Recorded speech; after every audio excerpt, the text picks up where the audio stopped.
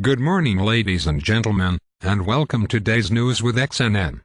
My name is Andy Hampson, and the top story today is focusing on the genre of thriller films, and the new release of Phone Grid brought to you by a budding new film company.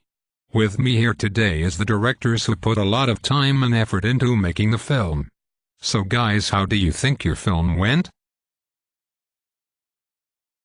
Hello Andy, I think our film was overall a success. However, with every film you always experience negative impacts, areas and complications.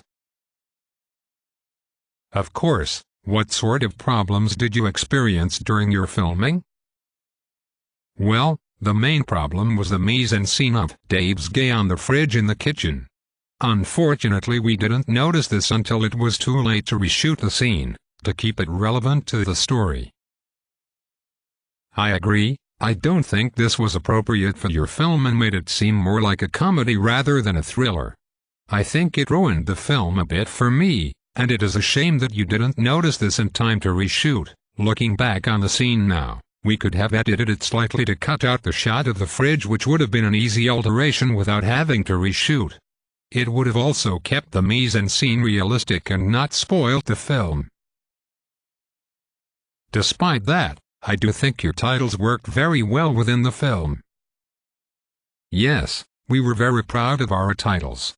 I think they were very good and original, which was helped by use of the software Motion. It complemented the film and the technological themes shown within it.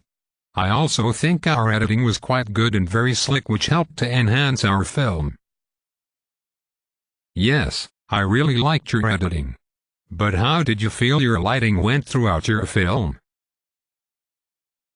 If we had more time to film, we would have taken out some lighting kits from the editing suite, which would have improved the shot, especially in the bedroom scene. It was a bit dark and dull in some places, and this could be easily changed. I also think our organization and planning skills could have been a lot better because we ran out of time to film very quickly. For our next project, we will make sure that we manage our time better and not leave it to the last minute. We will also plan when we are going to film in advance to make sure we have time to do everything we want and make our film better. Organization is definitely a key part to success when working on a film and in a group. Another key part of making a good film is to have good camera work and framing. How do you think yours went? I think our camera work was really good. We included a variety of shots, angles and movements. We used a pan of the field in order to establish our setting, as well as close-ups on the phone to highlight their importance within the film. Our framing was also good, which made it easier for the audience to watch. I strongly agree with that.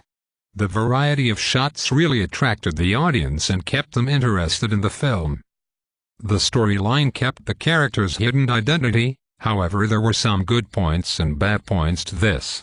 When other people watched our film, we found that in some parts they struggled to understand what was happening. We found this mainly towards the end, as the audience were very unsure as to where the story was going from there.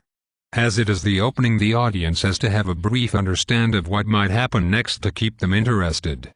However, there is a positive to this because the opening raised an enigma for the audience and created questions that are yet to be answered. It also added to the confusion of the sequence because the audience doesn't yet know who the characters are, how they are related, or how the phone is ringing. Yes, there are both positives and negatives to that, and they don't always work in your favor. I think the enigma created did work well because I was interested in what was happening next. But I would have preferred a little more information as to where the film was going next. I agree. I don't think that what will happen next is very clear unless you know. We could have maybe added another scene after to give a bit more information to improve the narrative. Despite this, I think we kept the conventions of a thriller and applied these very well. For example, as the film progresses, it reveals that the attacker is human and there is an element of threat and danger. Also, we moved the order of the stages of narrative and started with a disruption. You used the conventions of thriller films very well and the narrative was good. I think another point you could have improved on was the sound. There were some points within the film where the sound wasn't consistent. The volume was quieter in some scenes than others, especially Ellen's dialogue. This could have been easily changed by the use of a microphone to make it louder. Most of our mistakes could have been very easily altered, and I think a lot of it was down to us running out of time. So, in summary, do you have 5 top tips to give any budding filmmakers? Yes. 1. Check the mise-en-scene to make sure it is relevant. 2. Use lighting kits to ensure realistic and effective lighting. 3. Use a microphone when recording sound, as you can make it quieter, but not louder. 4. Ask people who know nothing about your film to watch it to see if it makes sense. And finally, be organized and plan effectively. Thank you, Jamie, Chris, Laurel and Emma. Join us next week when we review another new film for some budding directors. Thank you for watching.